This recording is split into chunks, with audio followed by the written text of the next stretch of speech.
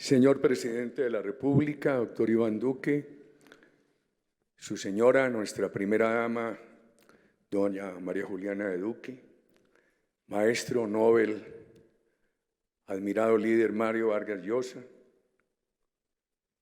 Luis Guillermo Echeverry, su señora, timonel de Primero Colombia, gran convocante de este foro, muy apreciados panelistas, Gerardo, muy apreciados integrantes, ministros, ministras, integrantes del gobierno del presidente Duque, muy apreciados asistentes. Señor presidente, muchas gracias. A mí me da mucha pena que Luis Guillermo se empeñe en que yo hable en este espacio. Yo me azaro hablando delante de usted. Le pedí mucho que me dispensara de hacerlo. Y muchas gracias, Luis Guillermo, por esta gran convocatoria. Tengo que rendirle un homenaje a Fabio Echeverry Correa. Aquí está Elena Mogollón, porque con él empezamos este esfuerzo muy al principio de los años 2000. ¿Y cómo lo ha llevado usted de bien? Muchas gracias, Luis Guillermo. Muchas gracias, maestro Mario Vargas Llosa. ¿Cómo nos honra usted? Este espacio debería ser todo para usted y para el presidente Duque. Uno piensa cómo dirigirse a usted y encuentra tantas facetas que nunca alcanzaría. Yo le diría dos cosas a los jóvenes. Yo veo una conexión entre sus novelas históricas y sus ideas políticas, porque sus novelas históricas lo han obligado a estudiar la historia con más profundidad que los científicos de la historia, que la República Dominicana, que el problema de Irlanda, que el Congo, que la monarquía belga, que los temas amazónicos, toda esa erudición que se refleja en sus novelas, está en sus novelas, está en sus ideas políticas. A los jóvenes quiero decirles esto. Ese último libro, El llamado de la tribu, es de obligatoria lectura, no, de obligatorio estudio. Porque ahí nos cuenta el maestro Mario Vargas Llosa, nuestro premio Nobel, toda su experiencia conociendo muy de cerca el tema cubano, la Unión Soviética, un gran análisis de por qué eso fracasó, y en unos ensayos agradables, profundos, muy bellos, nos resume las ideas de los grandes pensadores liberales. Yo, por ejemplo, al leerlo tuve que hacer una reflexión sobre Ortega y Gasset. Y al estudiar su ensayo sobre él, tuve que llegar a la conclusión que ahí no había pusilanimidad, sino equilibrio, en favor de que años después se restableciera totalmente la democracia española. Muchas gracias, maestro Mario Vargas Llosa. Luis Guillermo me ha pedido que le diga unas palabras sobre políticas para el desarrollo social. Yo he pensado mejor en hacer unas anotaciones sobre lo que, a mi juicio, serían restricciones al desarrollo social. El presidente Duque vive fatigado de escucharme a mí. Yo soy un político del pueblo, repetitivo y repetitivo y cansón y fatigante. Entonces el presidente Duque me ha escuchado muchas veces repetir que en mi concepto es obsoleta la división en América Latina entre izquierda y derecha, que tenemos que mirar cómo progresan las democracias a la luz de 5 parámetros: la seguridad, la inversión, las políticas sociales, la independencia de instituciones, el pluralismo participativo. Y cuando veo estos fracasos de los socialismos del siglo XXI en América Latina, que algunos les dicen populismo de izquierda, también pienso en lo que fue el periplo marxista, los socialismos utópicos que antecedieron el manifiesto de 1848, la integración entre algunos de ellos y el manifiesto, los diferentes gobiernos que quisieron tener algunas variables y que finalmente produjeron ese gran fracaso para la humanidad, 130 millones de muertos, hambre, eliminación de la democracia, un siglo de atraso, no obstante que tuvieron diferentes variables. Con este socialismo siglo XXI o populismo de izquierda en América Latina, uno diría que hay variables que finalmente conducen a lo mismo, al fracaso. Por ejemplo, Venezuela era un país de 4.000 asesinatos, cuando en Colombia había 28.000. Y cuando en Colombia se baja a 12.000, allá se subió a 24.000, con 20 millones de habitantes menos. ¿Quién creó esa violencia? El socialismo siglo XXI. Armando grupos de bandidos, los colectivos, y a través de una gran coordinación entre el gobierno y esos grupos de bandidos a su servicio, y convirtiendo a Venezuela en un corredor marítimo, terrestre y aéreo de narcotráfico. Cuando este país tenía 3.000 secuestros, allá había 60. Y cuando aquí se bajó a 120, allá subieron a 1.600. Creyeron que les bastaba una economía de reparto. Con odio acabaron con la empresa privada. Era un país de 13.000 empresas, industrias. Nominalmente se dice que quedan 4.000 y trabajan en los mínimos. Era un país que en el hato bovino tan importante para América Latina tenía 16 millones de cabezas. Hoy se habla de menos de 6 millones. Con odio por la empresa privada la acabaron, creyeron que era suficiente con el petróleo, se dedicaron a repartir bonanzas y cuando América Latina tenía un 40% de pobreza, Venezuela tenía 20%. Y ahora que el promedio latinoamericano es de 27% de pobreza, Venezuela ha subido al 86%. ¡Qué desastre! Yo creo que todo eso tiene que hacernos pensar.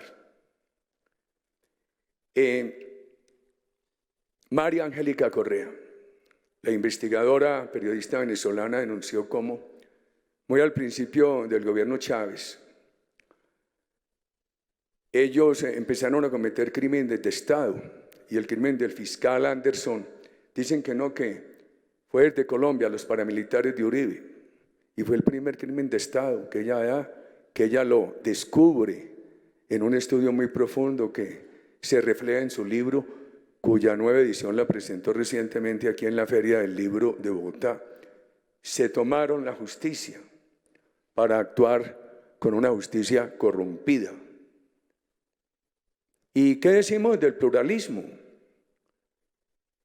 En 2013, cuando ya habían avanzado mucho en la eliminación del pluralismo, todavía tenían 90 medios impresos. 66 han dejado de circular. Y estamos haciendo la cuenta apenas desde el 2013. Un periódico legendario de Venezuela, El Nacional, solamente tiene una edición virtual desde el extranjero. Sus directivos no pueden vivir en Venezuela. La norma es, le venden a los amigos del gobierno, expropiamos o cierran. ¿Se le parece a uno a Cuba? Cuando empezó la revolución castrista, en aquel 1 de enero de 1959, nos dice la historia que Cuba tenía 7 canales de televisión independientes, 63 periódicos. Hoy, los defensores de la revolución cubana dicen que tiene muchos canales, salidas de televisión, todas estatales, con un contenido que solamente es el del Partido Comunista, el de la dictadura. Chávez, con un consejo muy bien dado de Castro, dijo, hoy no se puede llegar por la vía armada, tienes que llegar por la vía electoral. Y las disculpas electorales son la corrupción y la pobreza. Cuando llega Chávez, Venezuela había superado mucho el fenómeno de corrupción. Había pasado el gobierno transitorio de don Ramón de J. Velázquez íntegro y el segundo gobierno del presidente Caldera. La Venezuela de 1998, cuando eligieron a Chávez, iba muy bien. Sin embargo, con esas dos banderas lo eligieron y todo el empresariado participó de esa elección y la celebró.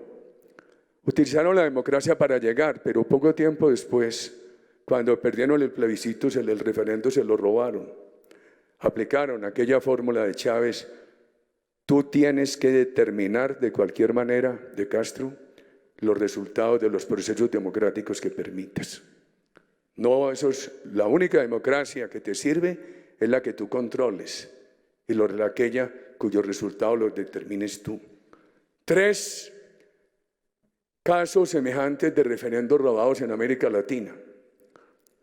Venezuela, el de Evo Morales, que lo perdió. El pueblo boliviano le dijo no más reelección y ahora va, y el otro callo por respeto al auditorio. ¿Ustedes se acuerdan? El plebiscito. El rescate de Venezuela.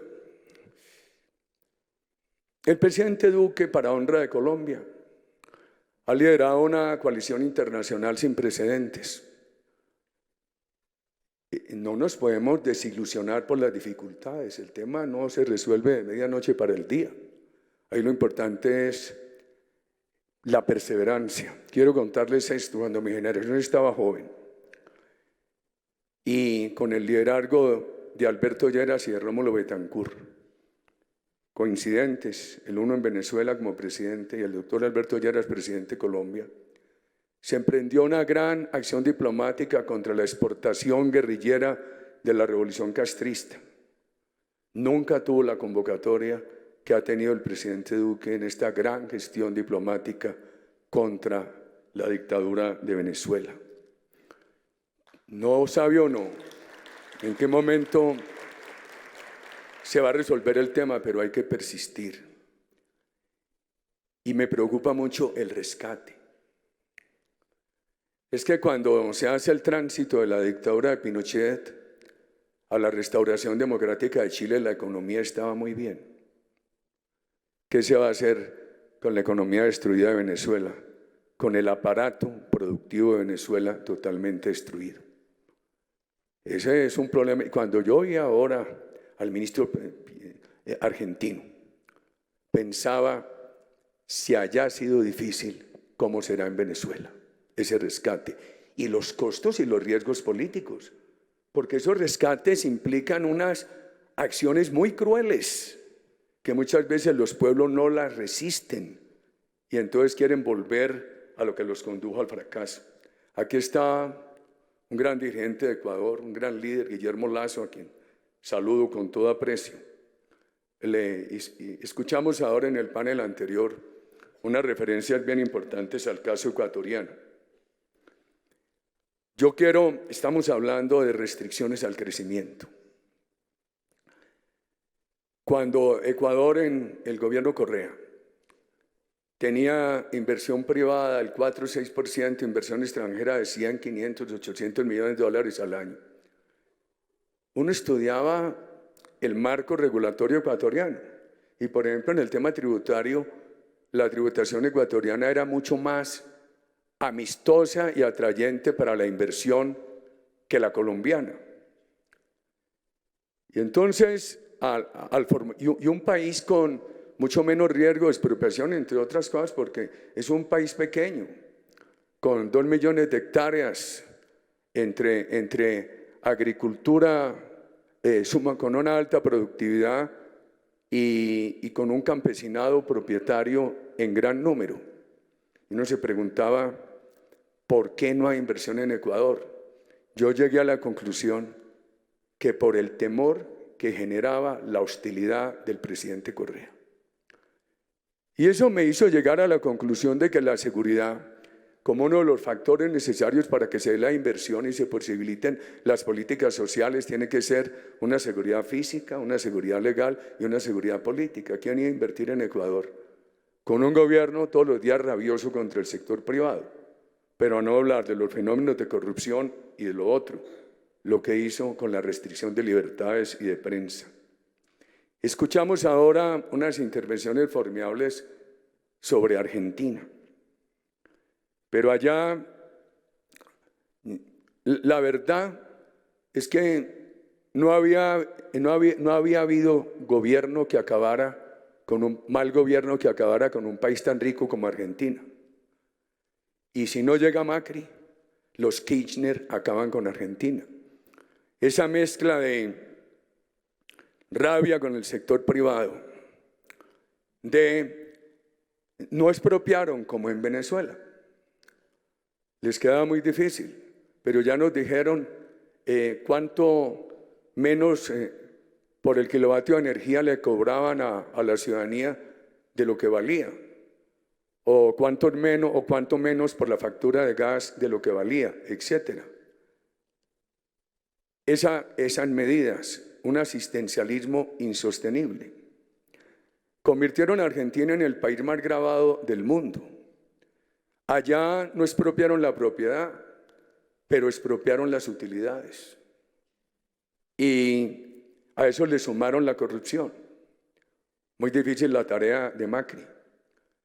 Ojalá gane, como ahora se dijo. Pero yo quisiera compartir con ustedes esta reflexión. Es un país de 42 millones de habitantes. Tiene 3 millones de empleados públicos. La ciudadanía no quiere trabajar en el sector privado, no quiere sino empleo público. Es mucho mejor remunerado hoy el sector público que el sector privado. Y un país de 42 millones de habitantes el Estado gira 21 millones de cheques al mes entre los empleados públicos, los pensionados y los subsidiados. Unas enormes restricciones al desarrollo social.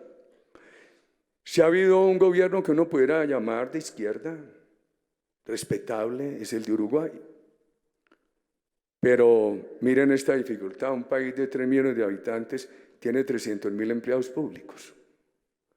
Y en los últimos 3 años ha eliminado 48.000 puestos de trabajo en el sector privado.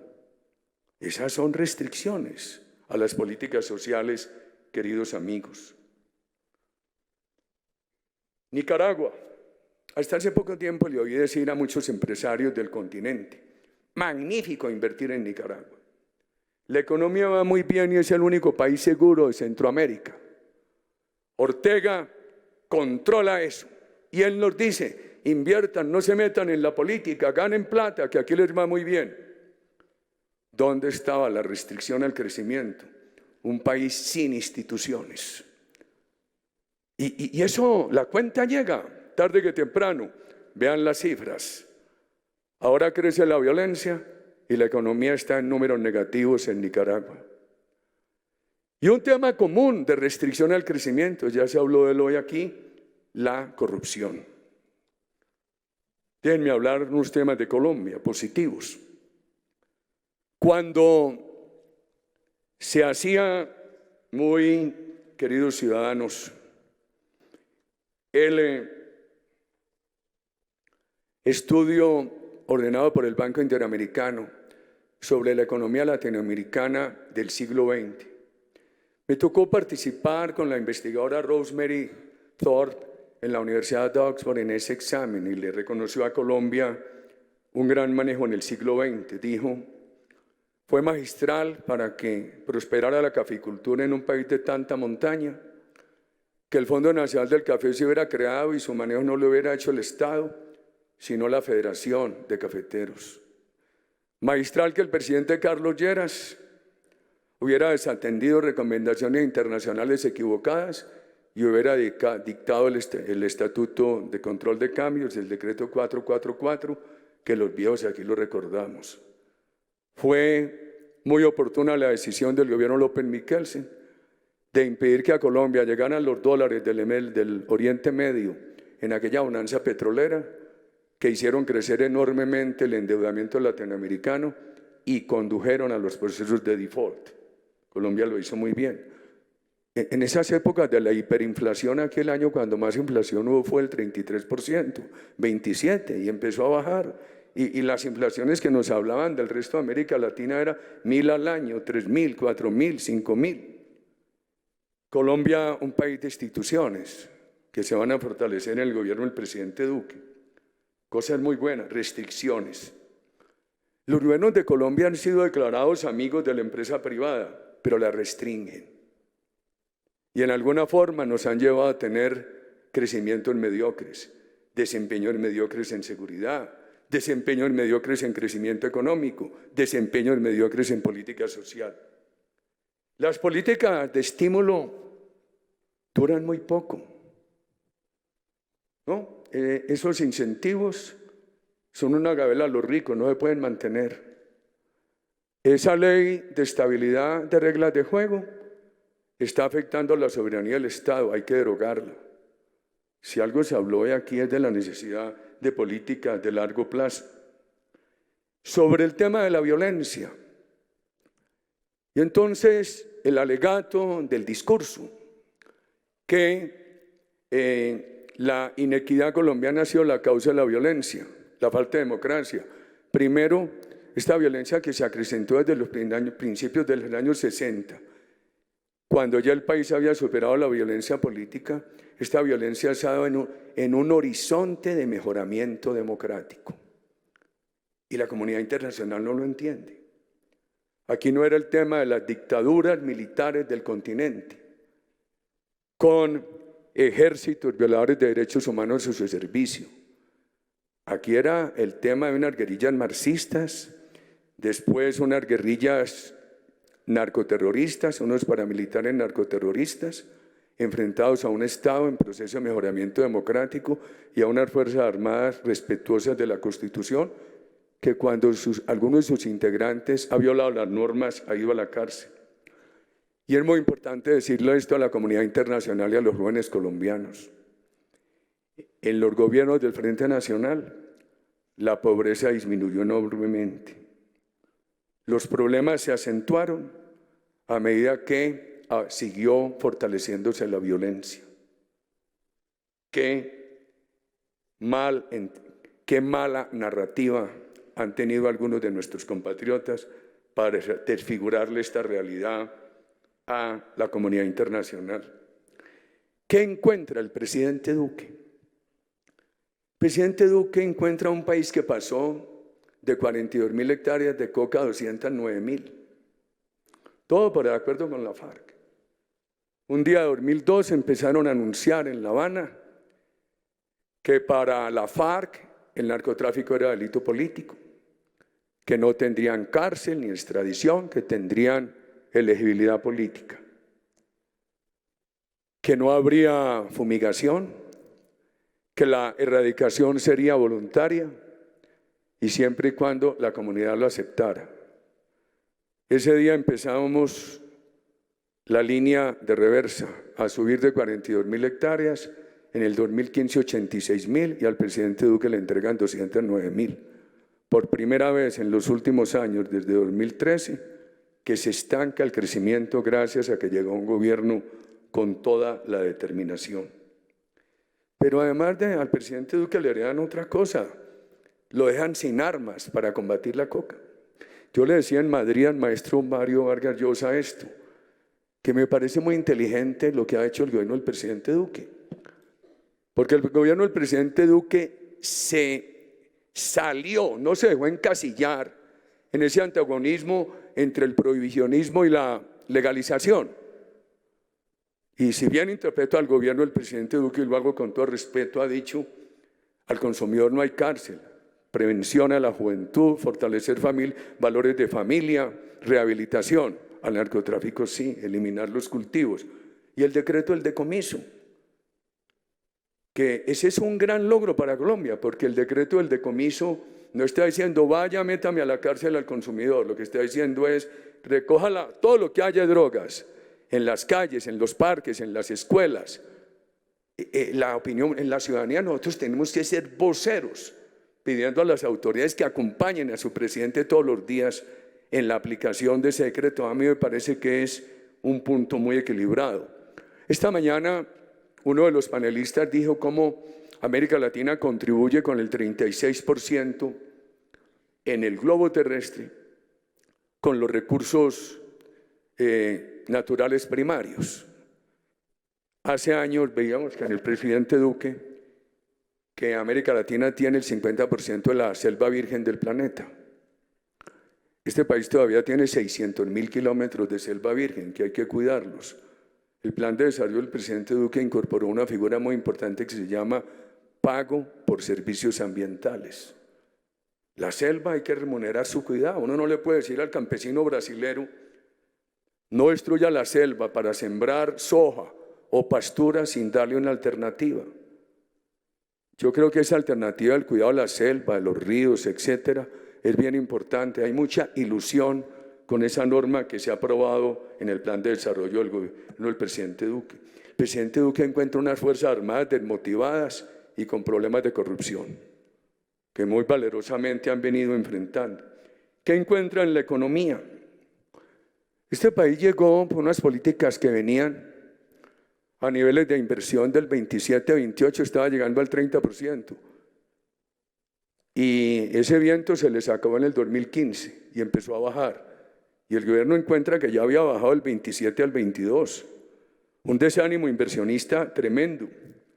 Las cuentas fiscales en lo peor, no por el petróleo.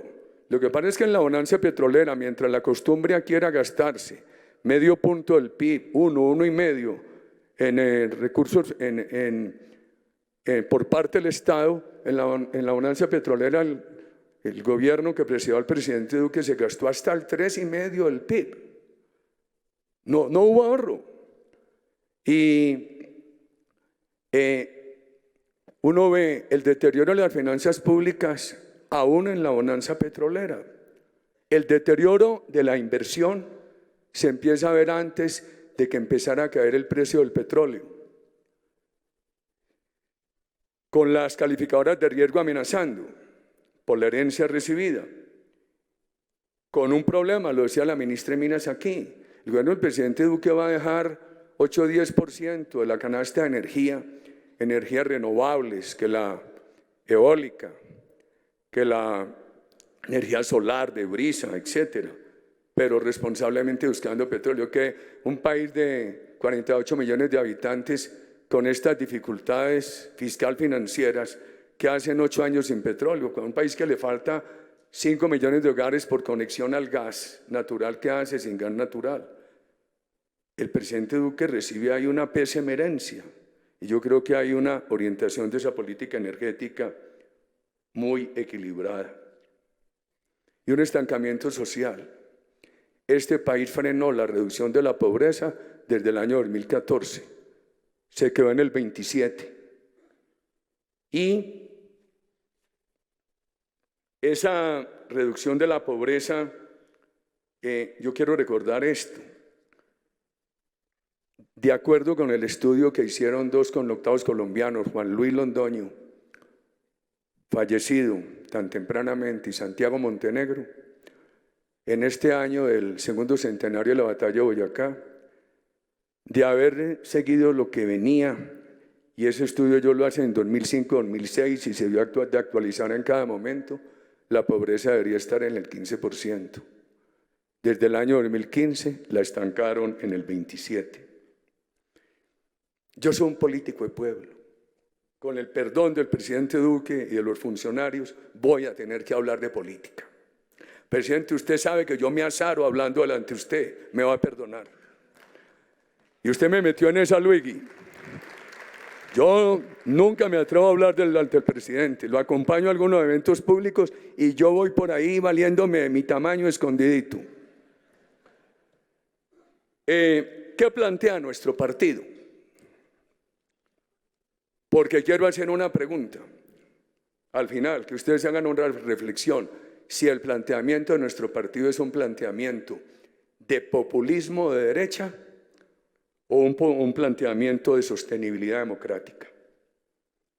Ese es un reto conceptual que queremos plantear. Nuestro partido, para nosotros es fundamental la seguridad. ¿Por qué democrática? Porque nosotros nunca participamos de la doctrina de seguridad nacional de América Latina, que sustentaba dictaduras. Seguridad democrática para todos, sin violación de derechos humanos y sin impunidad. el presidente Duque, entre la herencia que encontró un problema enorme de impunidad. Yo no sé qué es más grave para un gobierno, si tener que enfrentar un problema de violencia o tener que enfrentar el problema de impunidad y de un acuerdo que le dejaron que va a valer 30.000 millones de dólares. Y con los resultados, el crecimiento del ELN, el crecimiento de las bandas criminales, la cifra oficial no, de todos los entendidos que opinan en el tema, más baja es que hay 3.000 reincidentes de FARC. Esa es una herencia muy grave. Y miren, entonces ahora, mientras estamos en este foro, en Caracas está empezando el foro Sao Paulo. Y yo tengo que hacer esta denuncia. Que hayan ido unas personas que quieren la paz, que están en el Congreso, nosotros los respetamos, así estemos en desacuerdo con lo que firmaron en La Habana, ellos verán, nosotros no nos oponemos a eso. El problema es que allá en el foro de Sao Paulo, en la reunión de Caracas, están los fugitivos. ¿Por qué no le dicen al país desde Venezuela? ¿Dónde está hoy Márquez? ¿Dónde está Santrich? ¿Dónde está el Paisa? ¿Quiénes de ellos? De los del ELN y de aquellos, de todos los reincidentes de la FARC, están hoy en el foro de Sao Paulo en Caracas. Y lo digo es porque hay información, e información seria, queridos amigos. Y por eso hacemos la distinción entre los que tienen el válido derecho a estar allá y aquellos que le han quedado mal a Colombia, que volvieron a las armas y a la clandestinidad y que allá están. El gobierno nuestro, el partido nuestro plantea una relación fundamental entre inversión privada y política social. Para nosotros, la inversión privada es lo único que hace sostenible una política social en el largo plazo.